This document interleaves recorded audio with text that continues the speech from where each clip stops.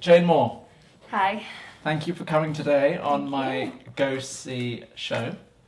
The format, as you probably know by now, is that I interview models who come to see me on Model Go Sees about their lives and careers in modelling so far. So thank you so much for coming to see me today. Thank you. It's a hot day outside. I hope I'm switched on. Well, me too. I haven't had lunch yet, so I might fade halfway through. So let me start by asking you where you're from. I'm from Hampshire in the UK, a very small little town called Fleet. It's growing now, but it was pretty small when I was growing up. And that's rural? Yes, very rural. It's about an hour's train ride from London, but now it's more suburban, but when I grew up it was very much like fields and countryside. So do you consider yourself a country girl? I considered myself a country girl until I met New York City, and now I am firmly a city girl. I didn't love London. I struggled with London. Is that right? Yeah, I really struggled with it. With the people and the size and how gritty it was and how dirty it was. But then when I came to New York, within 3 days, I was like, I'm home. So why is this less gritty, less dirty, I think and less stressful than... the sunshine and the size. That's true. The weather in London kills me. And it just The monoclimate of grey. Yeah, and it makes everything look grey, whereas here is like a multicoloured spectrum. So Hampshire had the same grey, but was it broken up by nature? I think the fact that there was so much green, and my mum had a beautiful garden. I don't know, it felt very country and very like I could breathe. And in London, it just felt like So who are your parents? My mum was a childminder my entire life, so she worked in social services. And then when I was born, she switched and became a childminder, which is like a nanny in your own home. Oh, that's so right. she'd always have between 5 and 8 children alongside me. Oh my God. Yep. So you were a big family. It felt like a big family. It was great because those kids would all go home at 6 o'clock. Yes, that's right. Which is really nice. It's really nice to wave goodbye to your siblings and then see them again the next day. Yes, and you then are restored as the centre of your parents' universe? Sort of. Were you an only child? No, I had 2 older brothers. Okay, well then you're screwed, aren't you? Yeah, I mean, they were older, much older than me. You were the baby? I was the baby, or the accident, as my older brothers continue to remind me. Yes. And was that a privileged position to be in? I would say so. My parents were pretty much broke for my brother's entire upbringing. Oh, wow. And so I think I got some of the perks, like we could actually go to like the swimming pool and ice creams and stuff like that, which my brothers definitely did not get. But at the same time, my brothers were kind of part of the fun, if that makes sense. That's right. Like one roughed me up and like... They had to make their own fun. And that involved beating you up. Right, yeah. One would like pin me down and fart on me and do all the things brothers do. And the other one was like my best friend. He was like 12 years older than me, and I was like his little buddy. It was really cute. So what is the age difference between the three of you? They're 10 and 12 years older than me, and they're 2 years wow. old. Okay, and they're different. Very personalities. Very different, actually, yeah. What's your star sign? I'm a Capricorn. Okay, and what are they? Do you know? We're all earth signs. One's a Taurus and one's a Virgo. Capricorn's an earth sign? Yeah. Okay, Taurians and Capricorns. Taurus, Virgo, and... Oh, jeez, wow. 3 air signs, yeah. Wow, okay, that's interesting. So what did your dad do? My dad was a design engineer. He, pretty proud of him actually. I learnt more in later life what he actually did. It was just made no sense as a kid, but he... I'm going to just check. Wait a minute. I'm sorry to interrupt you. I might have to start again. No, you're on. You're on. Are you on? I'm on. I get these panics because without the sound we're fucked. We're screwed. Okay. Continue. So he basically did eco-aware drilling for oil off sea. Oh, wow. So like off the shores of Scotland and stuff, and in Norway and stuff. His company was called Vogue, which means green energy, I think. So how come the relative poverty of your because he worked for, I wouldn't say poverty, just he grew up in the north of England in a small fishing village. Oh wow. He started as an intern. There was no college or uni or anything, and he worked his way up. So he was always within a company. A self-made man. Yeah. And a working class lad? And a working class lad, yeah, from a very working class family. His dad was a coal miner and his mum was a cleaner before she had my the goodness, kids. that's Yeah. classic. Yeah. So a classic rags to riches story? Not riches, I would say... a rags to comfort. Reaped what he sowed in his retiring year. So the very end of his story is my favourite because it was his retiring year and his company asked him to stay on just one more year because they were opening an office in Texas. And my dad wasn't sure, and he called me, interestingly enough, to see what I thought. And I was like, oh, Dad, do it. It's one more year. You're going to be bored once you're retired anyway. And it's going to be a whole life change for you. You've never lived anywhere but in the same place for the last 23 years. And then how old was he at this point? 65. Okay. Yeah, 65 or 66 maybe.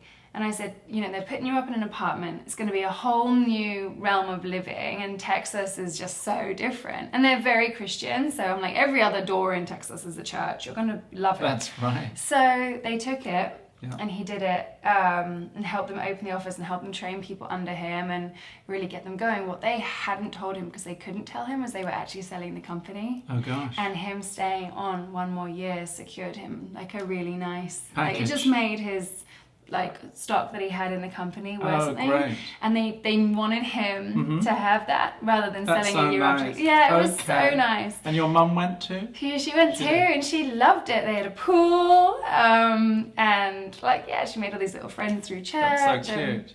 Yeah, it was great. What do you put your parents' longevity in their marriage down to? I take it they were married for all of you guys growing up. 48 years or something. I come from a family of solid marriages. I will say that. Faith has been a big part of it. You mentioned that. Yeah, they're very Christian. My mum's parents were missionaries. She was born in Africa. Oh, gosh. And so were my dad's parents. So I think for their generation, it's very much like marriage is done in the eyes of God and, that kind of logic. Divorce wasn't an option? I don't think it's that divorce wasn't an option. It's just it was a luxury that they didn't buy into. It was like you don't... They also... My mum's not Did they get on? Were they compatible? They're best buds. Okay. They're best buds. And I think... My mum always jokes, not jokes. She does everything in that British way with a bit of humour, but she's speaking the truth. She always says the problem with people today is they get sold on this romantic idea and they're all looking for the total package, the person that's this and this and this. And the problem is that's just not reality. Not one person can be everything for another forever, and we all change. That you make a decision, you choose your best friend and who you want to make big decisions with, and then you're just in it together. And I think it kind of sucks the romance out of it, but it's also pretty, especially with my grandparents, they were like in it together, Right, exactly. Soldiering on as a partnership. Neither of them were easy marriages. Okay. But that was like a commitment. That's what you did. Right. And is that attitude something you've taken into your own relationships? Being a modern, another person from another generation? I was quite defiant for a long time that I never wanted to be married, actually. You rebelled? Yeah, I did. And both my brothers did the marriage thing. So, for a long time I was very much like, I just don't think two people can love each other forever, and I want the big love, and if that doesn't last forever, then so be it. But I think that was more kind of protective BS, because I think I want what my mum thinks you can have, and I also want what I think I can have. Do you want the big love? I want the big love, and I want it to last forever. Did you get the big love so far? I don't know. Is it elusive? elusive? In a few months. Okay, so you're in the process of getting the big love? Maybe. That's really exciting. I'm glad about that. So, growing up in Hampshire, did you know about fashion, and did you think you were a pretty girl growing up? No, I was neither of those things. So the first years of my career were quite painful. No, I knew nothing about fashion. I was actually not a pretty girl growing up, as I think is very common of most models. I was very tall, very skinny. I have buck teeth and quite chubby teeth, chubby cheeks with it. Oh, wow. I had braces for 2.5 years, like train tracks. What age? Probably 13 okay, to adolescent. 16. What did you want to be when you were a child? mixed things. A vet for a while until... You're an animal lover? I'm an animal lover, yes. Until I learned that you'd have to put animals down. Lots and that of was death too much. on a daily basis. Yeah, lots of death and sadness. I toyed with a dancer for a while. I danced for years. And then modern ballet, contemporary and jazz. Oh, wow. And I did a few odd things like Indian and African as well, just to play around. Oh, wow.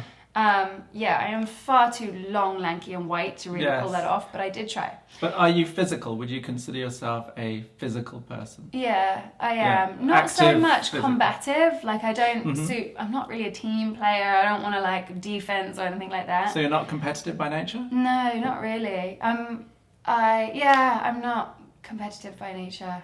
I'm probably hardest on myself, but I don't like go head to head with people. So is this idea that Capricorns are incredibly ambitious? I'm ambitious, yeah. You are ambitious. I am very ambitious. That's true then. Yeah. And that they'll do anything in the long run to get there, even if it takes a lot of one step in front of the other. We take a long time, I think, because we have to do everything ourselves, and we're a little bit moral and overly ethical. I have a couple of companies now, so I'm like really learning what a pain in my own ass I am. Yes. But yes, it takes us a long time, but we do tend to see a goal and just like keep on going until we get there. So at what age did the modelling thing come around as an idea, and how did you get scouted? Tell me the whole I was just turned story. 15 and I was working in a hair salon, so I was Oh, wow. a bit young to be working, but I was How basically... come? What, you mean a bit young? No, how come the hair salon? Oh, I just wanted a car, and I was babysitting like all the hours I could babysit, and I needed a job that was local. So on Sundays I used to work in like a pub bistro thing, and then I wanted something for the Saturdays, so I just walked into every store and salon in my hometown, like, do you need anybody to work for you? And these were two Italian guys who were like, you're plucky. Right. And were you pretty by then at 15? I was still a little gawky. I had a fringe, very mousy brown hair, and my braces were just coming off. Okay. So you had a new set of beautiful teeth. But they were the game changers. The teeth? Because, no, the Italians. Okay. Good on them. I mean, the teeth too. No, they would tease me mercilessly about my hair and my fringe, and like, because I have cow's legs and I just shouldn't have had a fringe. And I was very awkward, and they would be like, "Oh, please, let's just let us change your hair. You can't work in a hair salon and have that hair." And I did what most teens do. I had like a little relationship at 15 that broke up towards the end of 15, and I was like... Was that your first boyfriend? Yeah, it was like my first boyfriend, and I was like, it was that first time I was like, oh gosh, like this sucks, change everything. I said to them, just change everything. And they said, all right, give us a month, grow out your fringe and leave it to us. So they did like a side parting with a sweep fringe, choppy disconnected layers, think Rachel from Friends, and made me platinum blonde. Wow. And it was the biggest transformation of my life. Like walking into school the next day, people just like, it wasn't even like, wow, it was just like... You were, did you look amazingly beautiful, or were you, I looked like a woman. Striking? I Okay, looked like yes. a woman. Right. And one of the guys was like, actually, you're pretty cute under there. Like, let's take some pictures. Now you've got he was like, now your gums are free. Let's take some pictures for the salon. And the pictures were cool, and he was like, we're going to enter these in the L'Oreal Colour Trophy. Whoa. So I was like, yeah, cool. Were they photographers as well, or did they get a photographer? They hired a photographer, okay, and it was terrible. It was really like cute. Do you remember the pictures? Yeah, I think I still have them at home. Okay. So there's some of them we won like the first round. So the next round was like a bigger event. It was like a runway, and they were like, would you do it? We'll buy you an outfit and everything. So I was like, why not? Okay, free outfit, okay. Yeah. And they actually did a few purple highlights through my hair, pink and purple. I was very studious and very scholarly at school. So now all of a sudden I've gone like platinum blonde with pink and purple highlights. Yeah. Like there wasn't even a rule for that in school. School just didn't really even know It was beyond. what that was. Yes. And we won. And wow. I got scouted there. And I was quite offended at first. Who scouted you? Tell me exactly what happened. It was, I don't even remember the London agency. It was, maybe actually it was, begins with the Storm. Storm Models. Right. But they actually later rejected me. But they scouted me at the event. Interesting. And at first I was offended because I thought like, modelling agency. It was like scrubbing the car of a bonnet for FHM or something. I was Lads like, magazine. yeah, I was like, oh no, that's not what I want to do. By then I wanted to be an accountant. I was quite set. Oh my being an accountant. goodness gracious me. Yeah. So you're good at maths?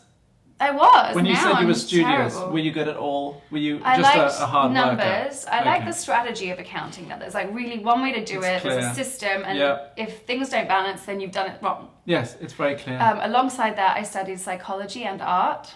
Okay. So Good. psychology, Well-rounded. there's like no right answer. It's all speculation Sure. and and then art is obviously Complete. yeah. Creativity. I've always studied Uh-huh. a form of art, and it's always near been the death of me. But Including dance, you'd put that yeah. in the category. But yeah, so but I wanted to be an accountant because that was like I could see the track. I had And already money. met with KPMG. And it's real. It's very Capricorn, isn't it? Yeah, It's like you can. it's tangible. Yeah. Exactly. I had already met with like KPMG and Pricewaterhouse, who had like Wow. a training program straight from college. So you skipped university. I had already decided I didn't really like the sound of university. It sounded expensive. I didn't like drinking. I was just like, it's not for me. Wow. But this So was you like had a the first vocation. track. Oh Yes. yeah, I was like, that was my goal. So when like modeling was mentioned, I was just kind of like, no, like Yes. thank you. Yes. I'm good. But the Italian again was like, come on mate, let's just go up to London, let's speak to a few people and see, let's just see. So we went and met with a few agencies, and that's when I went back to Storm and Premiere, and they both turned me down. They said I wasn't editorial enough. I was too like pretty at that point, and I wasn't What edgy. year was this? 2004. Was that the age of edgy? Yeah, it was like when the bug eyes were coming in and like very skinny, very Okay, skinny. and young. Yeah. But And you were like, young. I was young. I was just. And you were tall and Kinda lanky. cute, Yeah, yeah. you were pretty. You I were was pretty. like a you were bonny very pretty. country Yes, exactly. But Select really took a Oh, shine to great. me. They were like, yeah, well, you know, we'll take it. We'll come and spend the summer, and see how it goes. So they did like a free test shoot for me, and that test shoot was another game changer. Like this other person came out, they gave me a smoky eye, and they like tucked my hair into this bob, and I had like black tape around my neck, and I was wearing a Mazzoni swimsuit with Mazzoni boots. Wow. I couldn't believe the You prices remember? of these things. These Right. boots were like $1,400 and pounds. And I You remember remember being it like, all? and then yeah, and the swimsuit, because I was like, oh, I like this swimsuit. How much is it? And they were like, oh, it's like 700. And I was like, people spend this? I'm Right. out of my mind. But this other woman came out. It was like all that frustration. I was pretty picked on in my early school life, and it was like that Why? mean girl. I mean, I was tall, I was lanky, They were jealous? I was nerdy. I don't think jealous was it, to be honest. I was nerdy. My parents were super Christian, so we were pretty conservative. I wasn't allowed to listen to a lot of like music. Is that true? Yeah, not because they were like. The devil's music. No, it was more like the Spice Girls. Their lyrics Yeah, are a lot yeah. about sex, and they Yeah. didn't want their 14-year-old daughter listening to those Right. lyrics. Or Was the expectation that you would get married and not have sex before marriage? that was the hope, yeah, for sure. Are you disappointed? I obviously did, but my parents have really surprised me in, like now I think they're just so cool. My parents, they are so cool. That's like between great. myself and my brothers, we have really pushed their buttons. I mean, So how did the rebellion happen? Was the fashion thing part of that? no, it happened Did they much disapprove? before. They must have done. They were more concerned, and my dad was kind of like, well, where do you hope for this to go? I mean, I think already my art, I spent so much time on my art. So I'd do what was needed for accounting and what was needed for psychology, and then the rest was just art. And I think he was always kind of like, well, I think the balance is a little bit wrong. And then when fashion... Too much art, you mean? Yeah, I mean, art doesn't generally pay, which is ironic because that's now kind of the direction I'm back into good. now. But yeah, and then fashion came along. I think they were just concerned. There had been those documentaries like on Elite. Oh, You yes. know, you remember when they were That's like... right. So, And it was post-Kate heroin was- chic exactly. days. Was that part in the yeah, psyche? that drugs, Yeah. and they were still naive to it all. So they were kind of like, I think some of the girls might be on that marijuana. Yeah. And I was like, I'm sure that's the least of your worries, but sure, I'll be fine, But they trusted you at the end of the day? Because I you had to move by yourself as a teenager to London. Is that what happened? Wow, I was just in transit the whole time. I never really moved anywhere. My mum says I raised myself from 12. I was a pretty tough teenager, and... How did that express itself? How was that felt? How were you tough? I stopped going to church, and I started hanging with, what British kids are like. Yeah. Drinking from a young age. So I was kind of done drinking by the time I was 18, but I started drinking around 12, 13. Right. Because there's nothing else to do. There's nothing else to do, especially in a small town in Hampshire. Yeah. And everyone else was doing that. It was peer pressure. Yeah, I never did drugs. I don't like being out of control, actually. Neither do I. That's what saved me too. Really? What's yes, your exactly. name? I'm a Leo. Leo? Yes. Ah, okay. Yeah. I had marijuana once. And it's horrible. Yes. And it's I was horrible. very sick and... Me too. And lost all sense of time and space. Oh, it's so frustrating. That was it. I remember at one time trying it and being like, my brain is working twice as fast, but my body is like not going to do anything about it. I was like, this is a form of hell. This is like torture. Purgatory. You're right. So yeah, I never really turned to drugs, but it was more like... Drinking and just being like, I'm going to do what I want to do. And then they had... Their lifestyle gave you the meat to rebel against. Yeah, they did. Yeah. Of course, because it was so sheltered and what have you. And then So did you give them hell? I mean, what do you think you were? I would say my toughest years was 12 to probably 16, ironically. And then the modelling, for all the opportunity it could have provided me to go rogue, it sort of snapped me out. So when I first started modelling, I started going to go-sees and stuff, and I hated them. In London, castings are just tough. Like, you're schlepping around. Then I had a little wobble with the weight. I suddenly was like, oh, girls are really skinny. Like, how do I get skinnier? I better stop eating. So I would buy like a bag of peanuts in the morning and just eat peanuts all day. And then someone told me nuts were really fattening. And I was like, oh my goodness, well, what can I eat? And someone said, well, one piece of fruit's fine and like all bran is fine because all bran makes you poop. So I was like, okay. So I just alternated. I'd do like all bran and fruit. And that was kind of it for a while. And I got really skinny. Have you kept the same body type? Now I'm just what my body wants to do. But I got really skinny for a while, which doesn't work because my bones are strong. So I just look bony. I'm not naturally a teeny bird pigeon thing. I'm more like, like curvy and sporty, yeah. But in London at the time, that wasn't in. So that was probably my only wobble. But otherwise, as soon as I started seeing paychecks, I was like, so I had saved all my like hair cutting and pub money and babysitting money to buy a car. And I bought a car right before I started modelling, and my car was like £4,200. Wow. And then insurance was there, and then all my lessons. My plan was to like do my driving test at 17. On my 17th birthday, I took my test. So I was like, I want to be out. And I remember the first job I ever booked for modelling was Cosmopolitan Bride.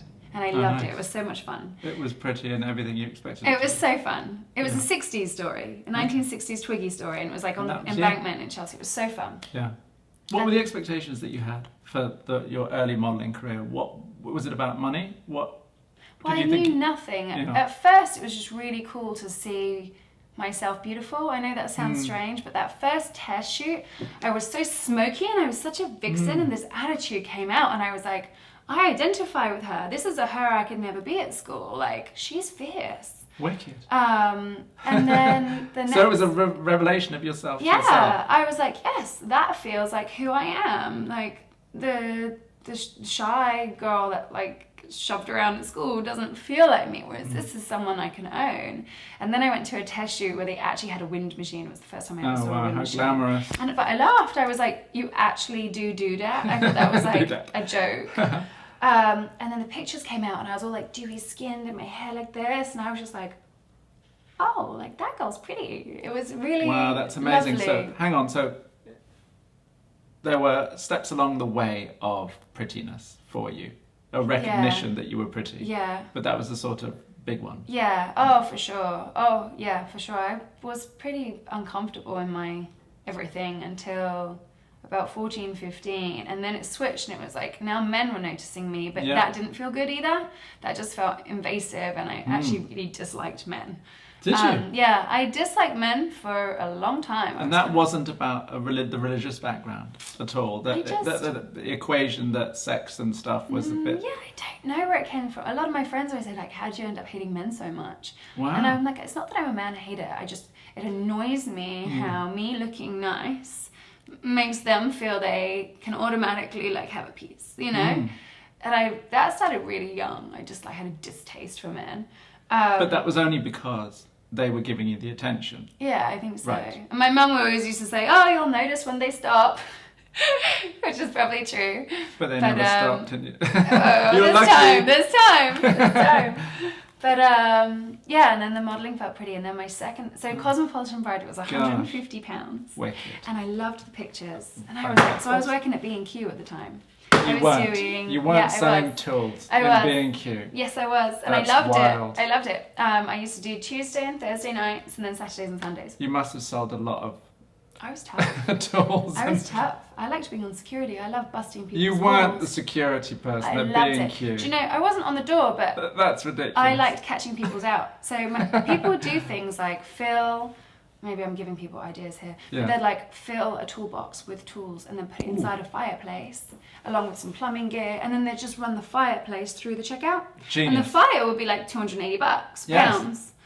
And then, so in their They've head, got all it's the like, bonus. I loved it. I would go in there with my little tape code and I'm like, I'm just going to check inside, make sure all the parts are there. Wow. And you see the second that their face drops and you're like, I got you. And I'd go in, I'd be like, oh, somebody put a toolbox inside there. I'm sorry. I don't know how that happened. I'd pull out the toolbox. Wow. Oh dear. But yeah, so, and you could see it and they'd be like, I don't know. And I'm like, oh no, I'm not blaming you. Like, let's see if there's something else there. Oh, I was evil and I loved it. so good. I loved it. So I had a lot of fun with that, but it didn't pay. I mean, it paid fine, but when I got Cosmo Bride, I was like, $150 for a day? So you were responsible enough that you had a job as well, just in case. Yeah. Oh, yeah. Well, that was to get me, that was like the future plan. And then the second job I ever did was 2 days for Crombie. Do you remember that British coat company? Yes. And it paid £3,000 for each day. The Crombie as in the traditional Crombie. Yeah, Crombie, the traditional Crombie. So the name of the coat that is a classic coat, Crombie. there was a company called Crombie. Yeah. So it was very old school. Old school. Sort of. Very elegant. Yeah, not it was not Savile Row. Where was it? Yeah, it was somewhere like that. It was somewhere like that. And we shot in this grand manor house, and it was 2 days, and those got placed in like Vogue and stuff. And I think that's when my parents were kind of like, oh, she can well, do that's it. all right, you know. Did you know that you could do it straight away? Yeah, it made sense to me, and it felt very natural actually. It did. But so after that check, I was like, oh my goodness, in 2 days I just bought my car. And I've been working my ass off for this for 2 years. Yeah, and the light bulb went off. Yeah, so I was like, all right, I'll give it a year. I'll do this for a year after college. And I contacted PricewaterhouseCoopers at the time, and I said, you know, if I was to take a year out before doing a placement, is that going to hinder me? Which is still, yes, interesting. And they said, no, not at all. They were like, actually, it's great. You travel the world. Advice. They were like, if you can learn a couple of languages, that would be awesome. So I was like, I'll do that. I'll learn the languages, do it for a year, make some money. Perfect, back on track. So hang on, had you found your niche in modelling? Were No, you not yet. Well, even the Cosmo and the Crombie, so you were sort of classic English, yeah, I suppose so. pretty but then the middle catalogs class. picked me up, and I was Okay. very much like. Was that money? Is that seen as a good thing? Oh, it was seen as a good thing. I loved them. This is back in the days. You see? Wow. That's half was an half hour. an hour? We're going to give it. We're going to pause. We're going to restart the Am camera I and start talking too again. much? No, you're not. Where were we? We were catalogs. I was saying Catalog, how. you So just- this was back in the yes. day when you get booked for like 7 days in Ibiza or South Africa, Okay. and you'd work for 7 days, and there was a really cool crew I was worked with, and they were like, let's like kill it the first 4. So, And then take time off. So we'll take a day off. We'd go out wow. and we'd like sleep in the next morning. We'd get up and Okay. shoot a little in the afternoon. But it was so fun, and you get per diem. Do you remember those? Yes. And travel days. Yeah. So yeah, I got to travel, which I didn't always love actually. I'm a homebody, but I got to see a lot and go to cool places and get paid for it. So very quickly, I was like, this is worth doing. Now, did you enjoy the solitary nature of it? Were you lonely at any point, and how did you cope with that? And being alone in London, did you have friends? How did that happen? What was your social life like? London I hated. So this is probably one of my early downfalls in my career. I didn't like to party. I didn't really like fashion people. I still don't really. Now, let's try to identify what that means. What is a fashion person? The stereotype. Bit flamboyant? Flamboyant was exactly the word I was going to use.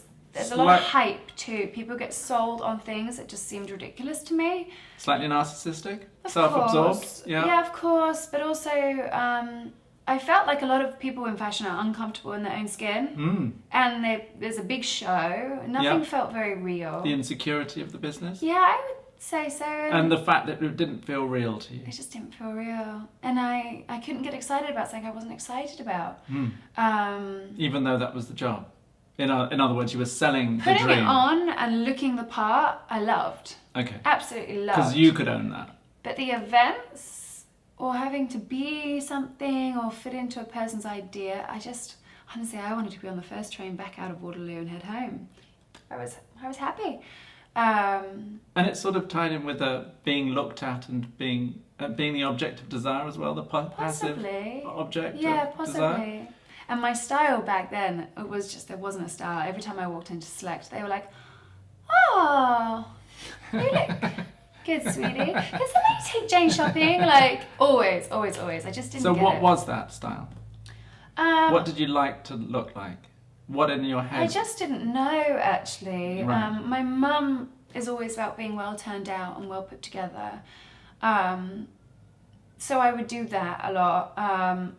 I've always been feminine, so I would, buy a pretty dress. I didn't get into vintage until about 18, 19, and that's where things started getting cool, because I was like, oh, I can still have the pretty dress, but it can be vintage, and I can pair it with a pair of like grungy boots and a leather jacket. That's now like agency friendly. Right. And cool. So that's when I started making it work. But, you don't have a typical Hampshire accent, or is there such a thing? I don't have any Your standard English accent, where did that come from? So my dad's from the north of England. Yes, you don't talk like that. No. And I can't even understand them when I go up there. I have no idea what they're saying. Those northerners, what about your mum? My mum talk? was born in Africa, raised in Wales in a boarding school. Did she have a Welsh lilt? She's got a perfect English grammar. She did. An English grammar school. So she's got a really lovely accent. My oldest brother sounds really London. Like, all right, mate, what's happening? No idea where that came from. Telly, probably. Probably. I think English. I came from Home and Away. I think I have an Aussie twang. There is a bit of an... I think that's that Home and Away. Too much Home and Away. Because I watched that as a kid. Yeah. With your mum's good diction in there too. Yeah, so she probably. provided a base, and Home and Away altered it. Yeah, pretty much. Okay. Yeah. All right. So you were away. You didn't like London. No. But what was the next step? So you were at Select this whole time. I was at Select, yeah. So how do you go from Select to IMG? Is that a transition worth making? Yeah. Or would you have... Well, Select, what's your philosophy about agencies? Do you have one?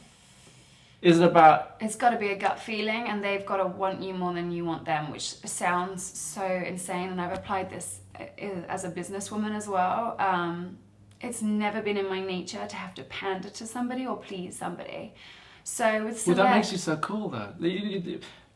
Not being available makes you that much more desirable, and that's always been the case, and it's just exactly what you just said. Right. So the more aloof and cool, too cool for school you are. But I'm not trying to be aloof and cool. I know my worth, and I know what I will and won't do, and I need people to be fine with that. So Select were always really cool, and they really cultivated my early image. I wasn't fun enough for them. I wasn't a party girl. I never dated celebrities. I just wasn't that girl that could create hype.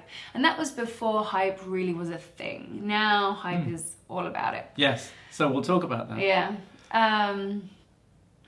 What was cool about IMG was... Before IMG, so when you mentioned Select, Yeah. is that essentially the booker talk to me about the relationship that you have with that one person, or is it the so it philosophy I was of the across whole? the board. I Okay. kind of did everything, and everybody. I mean, they took me at 16, so You had they lots were of different family. bookings. Yeah, they were family, and there's ones I didn't click with and didn't get, and they just kind of left me be. And then there was others that did, and they would bust my balls. And So were you an easy model to represent? I was because I was hardworking. Yeah. I never had a diva day in my life. It's contrary to who you are. Yeah, I know I'm lucky, you know. But knowing your worth means that you have to say no sometimes as well. So Yeah. you're assertive in that respect. Yeah, but I think you can be assertive without being a diva. Exactly. And when I'm on set, I'm known for my energy, and like I will get on set and ask anybody if they want coffees and teas, and I get to know everybody because it takes a village, you know. So that's never changed, and I will work with full gusto until the very last shot. So you have great stamina. Yeah, I do. Did the catalogue work condition you for that stamina? I actually think it was more the study. Like accounting, I knew I was in for a lot of work. I mean, I expected to be working from 7 a.m. till 9 p.m. for like the first 5 years, and then there was all these like certificates and like things that you had to do on top, like all these different kind of testing and different working your way up. So you're basically studying, the company would sponsor your studying.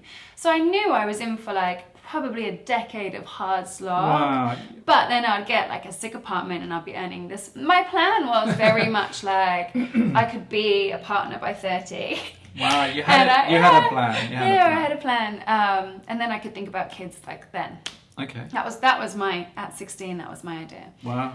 So you were conscientious and hardworking. Right. So then to go onto set where everyone was super nice and they'd bring you breakfast and you'd be on a beach in Ibiza and just putting on clothes that my friends were all buying and dicking around all day. Yeah. Was quite just a good great. job. It was just great. I was so grateful for it, and I love the dynamic of people on set. I don't dislike fashion people because on set there's a different dynamic. So, what's your favourite moment then in the day of the process? Well, if it's cool clothes, when you really start nailing, when you're all on this creative vision, or if a client has told me what they're going for and they're like, oh, you know, it's lingerie, but we're trying to make it a bit smarter, a bit like and they'll be going for something which they think they can't have almost, like, oh, I know it's still a pink bra, but we just want it to be like not so VS, but more like, you know, the boss woman or something like this. And I'll be like, yeah, I got it. And then I go on, and the second you start like nailing it, they have that aha moment of like, oh, she's on board, she gets it. I love that. They made the right choice. Yeah. And it's you. Yeah. What's changed now is you used to have to be an expert to be in the industry. Now you don't. So as a model? No. Well, probably that too, but everyone else.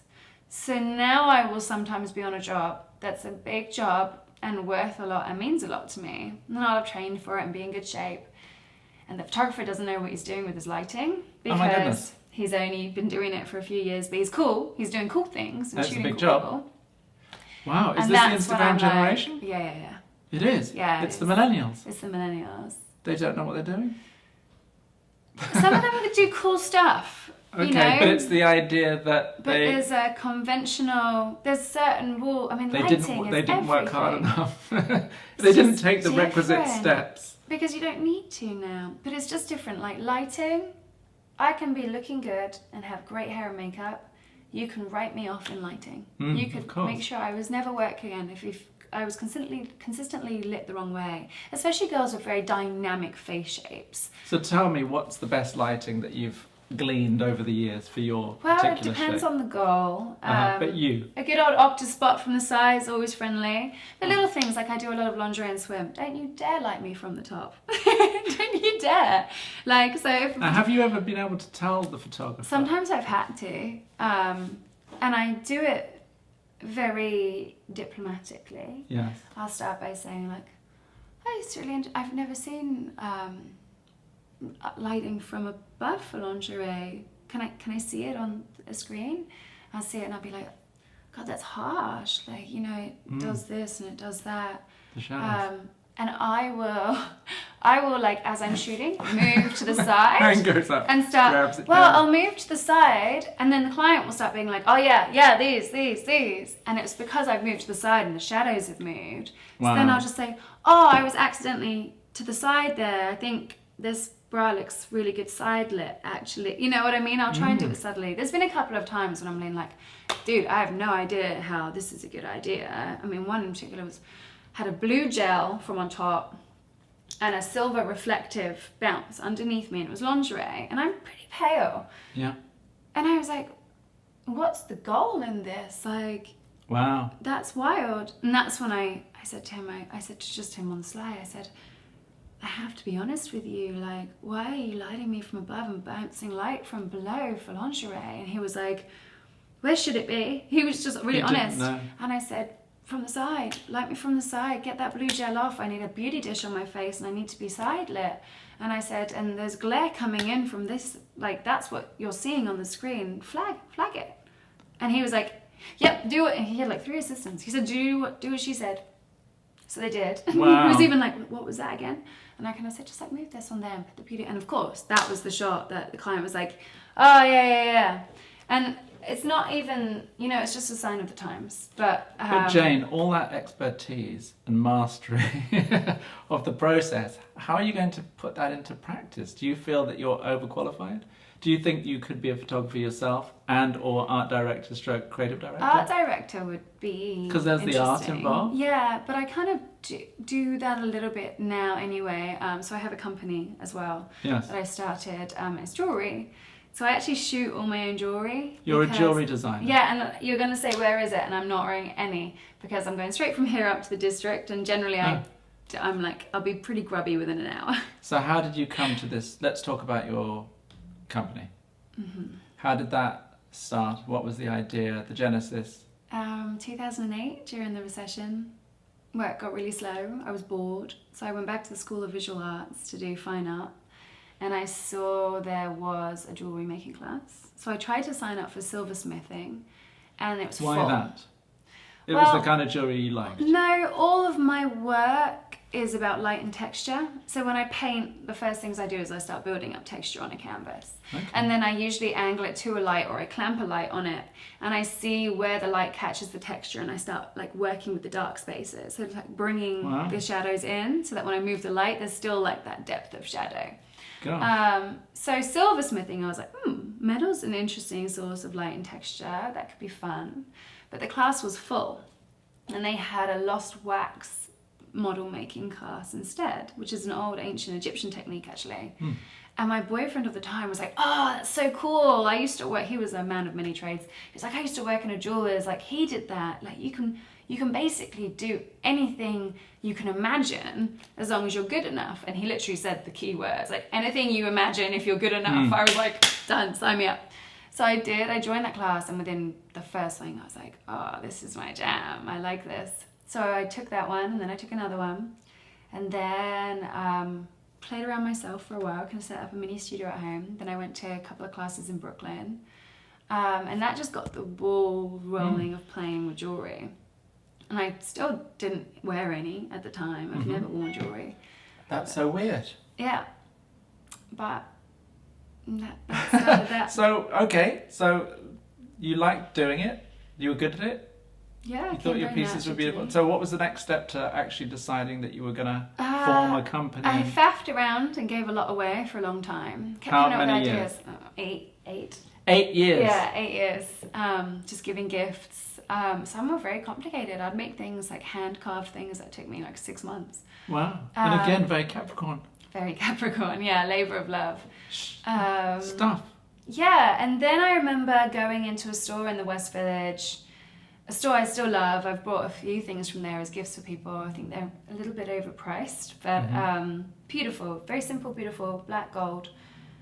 And What's black gold? Sorry, black and gold is the colour. Oh, okay, black gold yes. is actually just rhodium or ruthenium plated on top of yellow gold. There's no Okay. such thing as actual black gold. It's But that's a term, is it? yeah, people do say black gold. It's not going to last. It's a fickle beast and it will rub off. But when it rubs off, Okay. it looks kind of like petroleum. It's cool. Wow. But yeah, I just walked in that store and I remember suddenly being like, this is nothing that I can't do.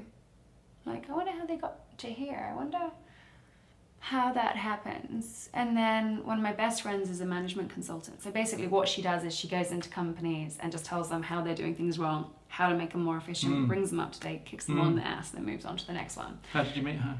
Airbnb. Okay. She's my best friend. Is she? She's my best friend in the world. She will be... You were renting your apartment? No. You were renting hers? So I tried to move back to London, got a gorgeous Victorian terrace there, got my mini. Okay, hang on. We're going, we're really jumping around yeah, now. Well, it happened in the mix. It happened after about 3-4 years of making jewellery. Okay, so you were in New York now? So I was in New York. That's with where I IMG? started. Yes, with IMG. And then... so how did we go from Select to IMG? Oh, that was... we remember really we were early. talking about... agencies. Yes, and the right attitude to having people work that's hard right. for you. So what do you have to do to inspire them? I think my key word in everything is going to be integrity. When I walked into IMG, I had a meeting with, I think there was 3 or 4 bookers. And I said to them, I'll be really honest with you. This is what you get. Like, I've been skinnier, I've been bigger, I've like done the fashion thing. I don't want to cut my hair. I was like, this is what it is, and if it doesn't work for you, then this won't work for me. I was really transparent. I was like, I'm not going to be losing weight. Don't be pulling tape measures on me. I just don't want to see it. This is what I work at. Like, and they were like, yeah, no brainer, total package, it's fine. They were just like, and I because think, you were so sure of yourself. I think also IMG is fantastic at seeing the girl and building a business and a brand around them. Yeah. That's IMG's strong point. Honouring And they're them so girl. yeah, and they'll take a girl that other agencies will overlook or the masses will overlook.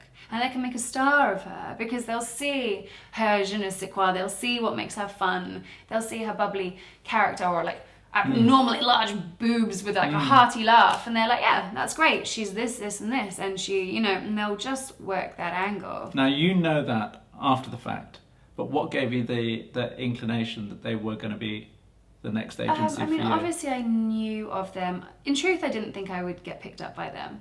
Okay. They were like, I'll see 5 or 6 agencies. IMG would obviously be the dream, but you know, and then, Was that the first one you visited? I think it was about the 3rd. Okay, and was it an immediate yes? Yeah, they gave me an immediate yes, which was kind of, for me, I was just like, it just feels good. I saw another agency that were very much like, yep, we're going to make money for you, you're going to do this and that, and the names they were dropping, I was like, that's good, but I want more. Like, I want more. to have all those clients, but I still want to be put in front of the Pradas when that campaign comes up. I still want to go see Victoria's Secret. I don't want you to cap me as your wholesome moneymaker. I want to still have the possibility of a pivot at any given moment. You wanted it all? At least to be in the running for it all. So what is Victoria's Secret? Have they come knocking? I've seen them a few times. I don't know. I think I'm close.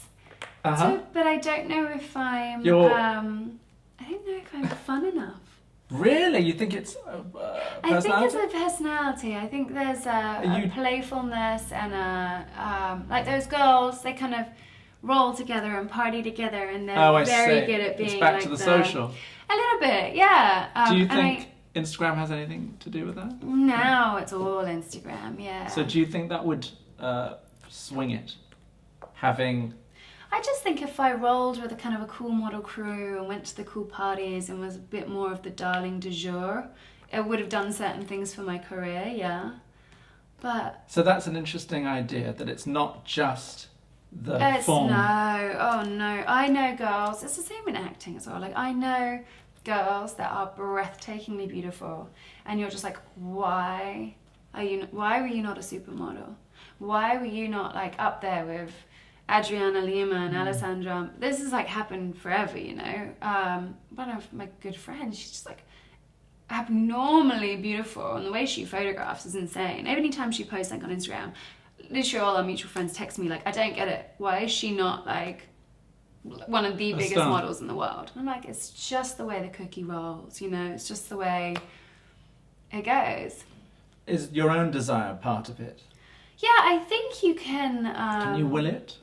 Could you will Victoria's Secret? I think you can will anything. It's just what you're prepared to do for it. kind of, yeah. And I'm not saying that to do VS you've got to do anything, you know, untoward. Like, I'm not saying that at all. I'm not good at being at these events. Playing the game. Yeah. You're too independent. A little bit, and I think I'm still kind of a bit of a nerd. I think I still like... But that's sort of interesting in its own way. I mean, that's a type. Yeah, for sure. And the proper, you know, being a bit proper, being a bit English, being slightly maybe not stiff, but proper, let's call it proper, has its own sort of sexiness as well, right? The librarian, it's classic in English culture, of course. Taking off the glasses. Well, I think that's what Rosie Huntington-Whiteley did really well, actually, and I love Rosie, her for it. Hang on, we've got to say, and I photographed Rosie, and I've spoken about Rosie before, is that she had such a heat and tangible sense of sexuality. Right. So she wasn't in any way prim. She was the naughty schoolgirl. Yes.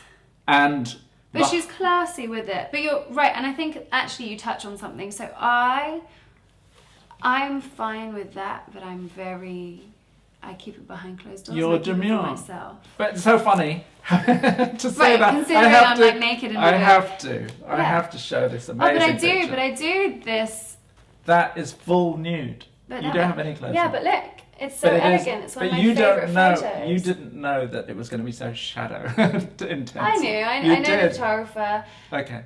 But I'm very comfortable doing that. But I don't think that photo says you can have me. I think that photo is art. I think it's dance, and I think it's art. We would like to think that we could have you. Do you think that's what it gives? Because even in like I think men it doesn't matter what. It doesn't matter what. I think like even this is don't fuck with me. Don't you think? Well, you overestimate men and their carnal desires. You really do. Oh, I love that naivete.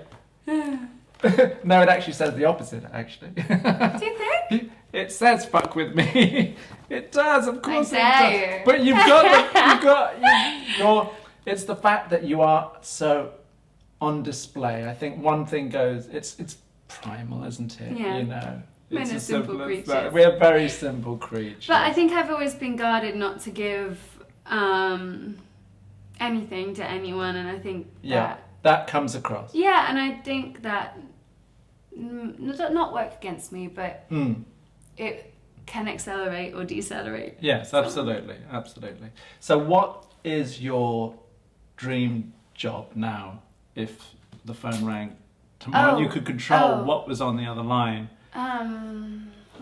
So basically after you've been modelling for so long, what would be the ultimate job?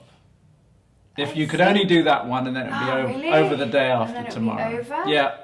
So the sort of crowning glory to what you... Well, you're talking about so many different things. Yeah, but you get one shot. It has to be everything, doesn't it? Well, no, that's the thing. Like, I would love to shoot a numero magazine. Is that But if that was going to be my last job, no, because it's not going to pay me. So but that's quite, I would love to hear do that. like a T-Mobile campaign that pays me millions for doing 10 commercials a year. That's and then good. Done. Perfect. Like, So, that's what I mean. You get the spectrum. That's like true. here would be the ideal Yes. closing years to like do a numero because I just love that magazine. That's so cool. That's easy enough. Yeah, The elusive one, obviously. start doing things like that, and So it then wouldn't be American Vogue. score. It wouldn't be Mario Testino for American Vogue or Stephen Meisel for Italian I like Vogue. it darker and grittier, and the French like Italian Vogue. Phew, yeah. Italian Vogue with Stephen Meisel? That's my market. Like they appreciate a bit of big hair, and a boob, and a woman. Yeah. I don't want to be wholesome and cute, and I don't want to be. There's that dewy dark and side to fluffy. you. Yeah, I like a bit of edge. You do. I would love to be an American Vogue, but featured for my companies, not. Oh, okay, yes, No, photographed you see what that I mean? way. That's great. But like Italian Vogue or Numero, I would love to do, and then it'd be great to score like some sweet lingerie gigs.